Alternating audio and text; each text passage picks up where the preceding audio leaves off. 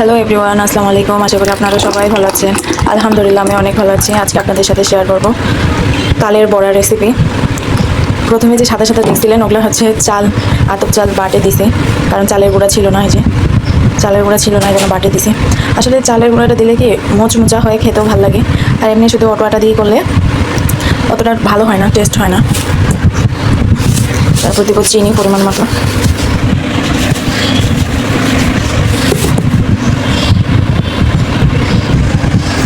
চালের আটা চিনি ভালোভাবে মাখাবো।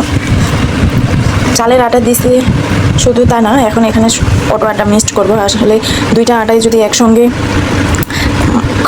খাওয়া যায় তাহলে বেশি টেস্ট করে। এই যে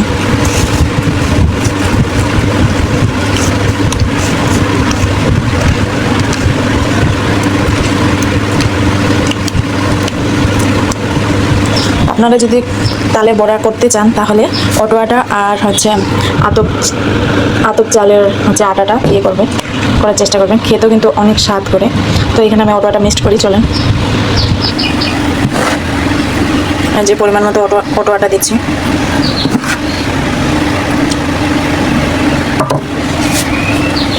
ভালোভাবে মিশিয়ে নিব। যে আমার আটা ছানা শেষ।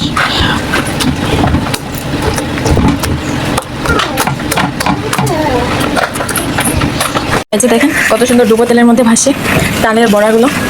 আসলে খাইতে অনেক টেস্ট হয়েছে আর মুচমুচে হয়েছে।